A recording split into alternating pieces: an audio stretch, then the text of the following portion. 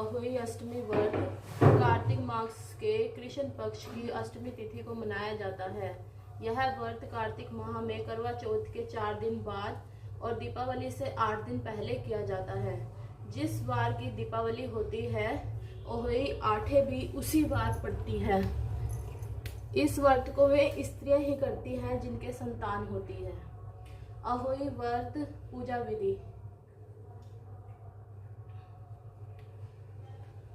बच्चों की मां दिन भर व्रत रखे सायकाल दीवार पर अष्ट कोष्ठक की अहोई की पुतली रंग भरकर बनाए, उस पुतली के पास सेई तथा सेई के बच्चों का चित्र भी बनाए या छपी हुई अहोई अष्टमी का चित्र मंगाकर दीवार पर लगाए तथा इसका पूजन कर सूर्यास्त के बाद अर्थात तारे निकलने पर अहोई माता की पूजा करने से पहले पृथ्वी को पवित्र करके चौक पूर कर 1 लोटा जल भरकर एक पटरे पर कलश की भांति रखकर पूजा करें।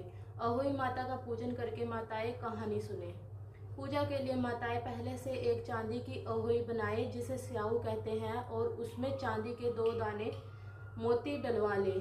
जिस प्रकार गले के हार में पेंडल लगा होता है उसी की तरह चांदी की अहोई डलवा ले और डोरे में चांदी के दाने डलवा ले। फिर अहोई की रोली चावल दूध व भात से पूजा करे। जल से भरे लोटे पर सतिया बना ले। एक कटोरी में हलवा तथा रुपये बायना निकाल कर रख ले और 7 दाने गेहूं लेकर अहोई स्याऊ की माला लेकर कहानी सुने। कहानी सुनने के बाद अहोई स्याऊ की माला गले में पहने। जो बायना निकाल कर रखा था उसे सासू जी के पांव लगाकर आदर पूर्वक उन्हें दे दे। उसके बाद चंद्रमा को अर्घ देकर स्वयं भोजन करे। दीपावली के बाद किसी शुभ दिन अहोई को गले से उतारकर उसका गुड़ से भोग लगाए और जल में छींटे देकर मस्तक झुकाकर रख दे। जितने बेटे हैं उतनी बार तथा जितने बेटों का विवाह हो गया हो उतनी बार चांदी के 2-2 दाने अहोई में डालते जाएं। ऐसा करने से अहोई माता प्रसन्न होकर बच्चों की दीर्घायु करके घर में नित्य नए मंगल करती रहती है। इस दिन पंडितों को पेठा दान करने से शुभ फल की प्राप्ति अहोई होती है। अहोई अष्टमी व्रत कथा। एक साहूकार था जिसके 7 बेटे थे, 7 बहुएं तथा 1 बेटी थी। दिवाली से पहले कार्तिक पदी अष्टमी का 7 बहुएं अपनी इकलौती ननंद के साथ जंगल में मिट्टी खोद रही थी। वही स्याऊ की मान थी। मिट्टी खोदते समय ननंद के हाथ से सेई का बच्चा मर गया। स्याऊ माता बोली कि मैं तेरी कोख बांधूंगी। तब ननंद अपनी 7 भाभियों से बोली कि तुम में से मेरे बदले कोख कौन बंधवाएगा।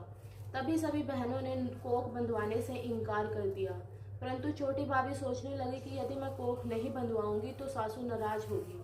ऐसा विचार कर ननंद के बदले में छोटी भाभी ने अपनी कोख बंधवा ली।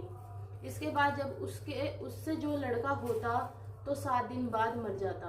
एक दिन उसने पंडित को बुलाकर पूछा, मेरी संतान 7वें दिन क्यों मर जाती है।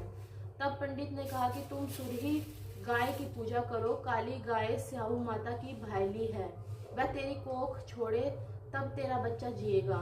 इसके बाद से वह बहू प्रातःकाल उठकर चुपचाप काली गाय के नीचे सफाई आदि कर जाती है। गौ माता बोली कि आजकल कौन मेरी सेवा कर रहा है, सो आज देखूंगी। गौ माता खूब तड़के उठी, क्या देखती है कि एक साहूकार के बेटे की बहू उसके नीचे सफाई आदि कर रही है। गौ माता उससे बोली, मैं तेरी सेवा से प्रसन्न हूँ, इच्छा अनुसार जो चाहे वर मांग लो।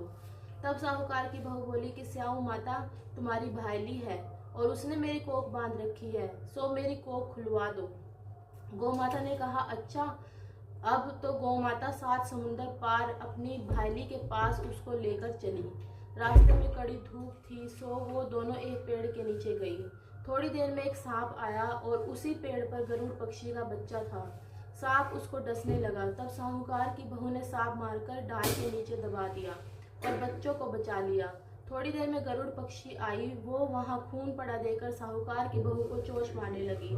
तब साहूकारनी बोली कि मैंने तेरे बच्चे को नहीं मारा, बल्कि सांप तेरे बच्चे को डसने आया था। मैंने तो उससे तेरे बच्चे की रक्षा की है। यह सुनकर गरुड़ पक्षी बोली कि मांग तू क्या मांगती है। वह बोली, 7 समुंदर पर स्याऊ माता के पास पहुंचा दो। गरुड़ पंखनी ने दोनों को अपने पीठ पर बैठाकर स्याऊ माता के पास पहुंचा दिया। स्याऊ माता उन्हें देखकर बोली कि बहन बहुत दिनों में आई। फिर कहने लगी कि बहन मेरे सिर में जूं पड़ गई है। तब सुरही के कहने पर साहूकार की बहू ने सिलाई से उनकी जुएं निकाल दी। इस पर स्याऊ माता प्रसन्न हो बोली कि तूने मेरे सिर में बहुत सिलाई डाली है, इसलिए 7 बेटे और बहू होगी।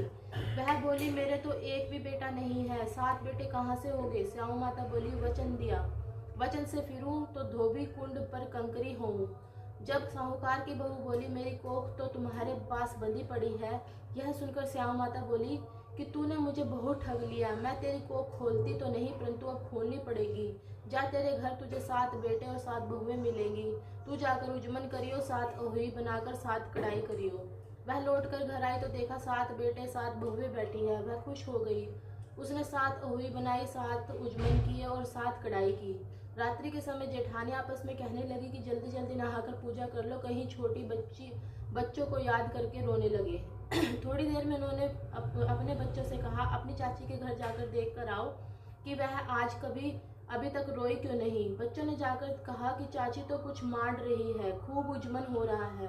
यह सुनते ही जेठानियां दौड़ी दौड़ी उसके घर आई और जाकर कहने लगी कि तूने कोख कैसे छुड़ाई? वह बोली, तुमने तो कोख बंधाई नहीं, मैंने कोख बंधा ली थी। अब स्याऊ माता ने कृपा करके मेरी कोख खोल दी है। स्याऊ माता ने जिस प्रकार बहू की कोख खोली, उसी प्रकार सबकी कोख खोले। जय माता की। तो वो करना बस गणेश की आरती ना। जय गणेश जय गणेश जय गणेश देवा, माता जगी पार्वती पिता महादेवा। एक दंत दयावंत चार भुजाधारी, मस्तक सिंदूर सोहे मुसे की सवारी। अंधन को आँख देत, कोढ़िन को काया, भांजन को पुत्र देत, निर्धन को माया। पान चढ़े फूल चढ़े और चढ़े मेवा, लड़वन का भोग लगे संत करे सेवा।